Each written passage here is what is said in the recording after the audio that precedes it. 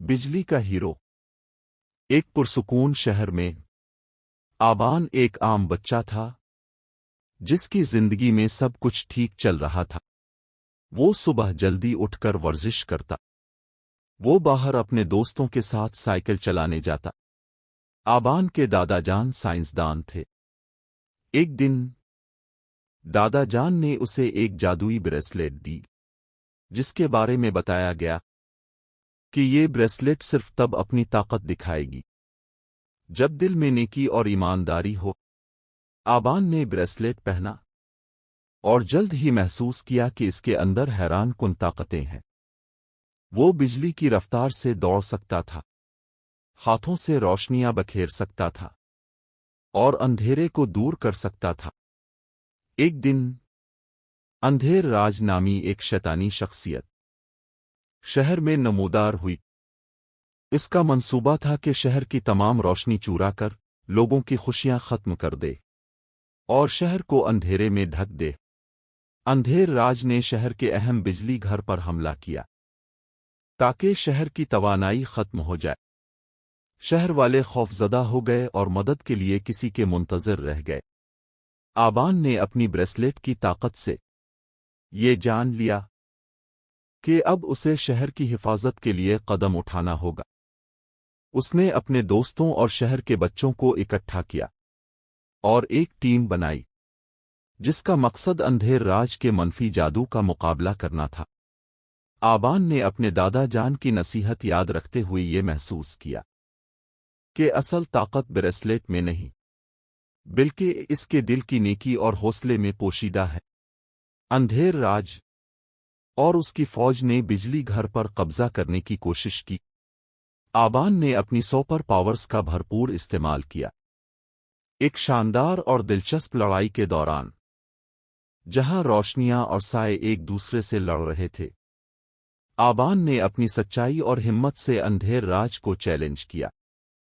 لڑائی کے دوران اس نے یہ سیکھا کہ ہر تاریک لمحے میں امید کی ایک کرن ہوتی ہے اور نیکی ہمیشہ برائی پر غالب آتی ہے۔ آخر کار آبان نے اندھیر راج کو شکست دے دی اور شہر میں دوبارہ روشنی آ گئی۔ شہر کے لوگ خوشی سے جھوم اٹھے اور آبان کی بہادری کی داستان ہر جگہ پھیل گئی۔ دادا جان نے فخر سے کہا کہ نیکی اور ایمانداری کی طاقت سے ہم کسی بھی مشکل کا مقابلہ کر سکتے ہیں۔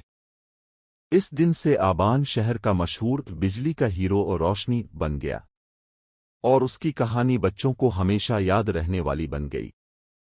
شہزادی سارا اور جادوئی باغ۔ ایک دفعہ کا ذکر ہے کہ ایک خوبصورت ریاست میں شہزادی سارا رہتی تھی۔ وہ بہت نیک دل اور رحم دل تھی۔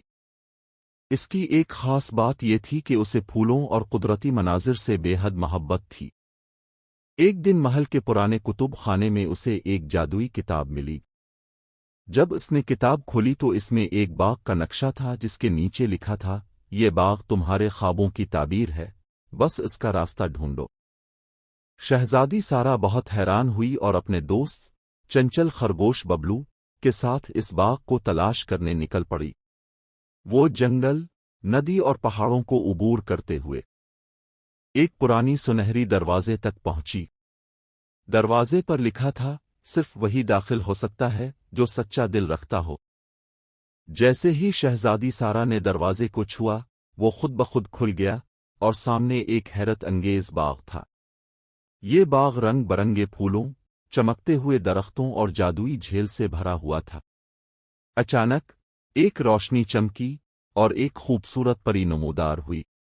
پری نے کہا، شہزادی سارا، تمہاری نیکی اور محبت نے تمہیں یہاں پہنچایا ہے۔ یہ باغ تمہارے لیے ہے۔ جو بھی سچائی اور محبت کے ساتھ یہاں آئے گا، اسے خوشیاں ملیں گی۔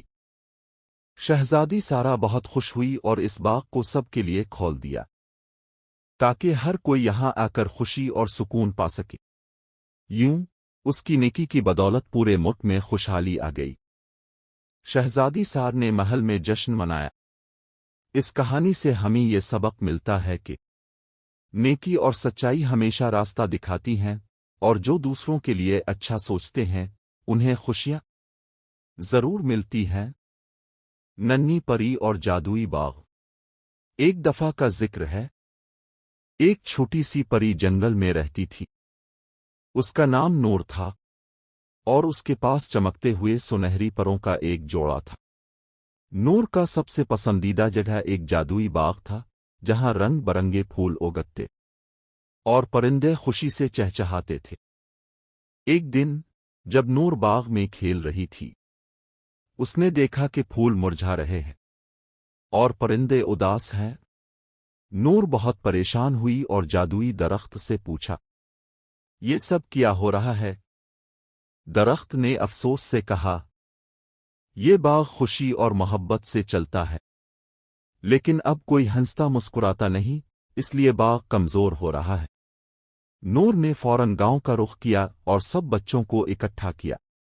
وہ سب باغ میں آئے، ہنسے، گائے اور خوب کھیلے۔ جادوئی باغ دوبارہ کیل اٹھا، پھول مہکنے لگے اور پرندے خوشی سے چہچہانے لگے۔ اس کہانی سے ہمیں یہ سبق ملتا ہے کہ خوشی اور محبت ہر چیز کو جاندار بنا دیتی ہے۔ ہمیں ہمیشہ دوسروں کے چہروں پر مسکراہٹ لانی چاہیے۔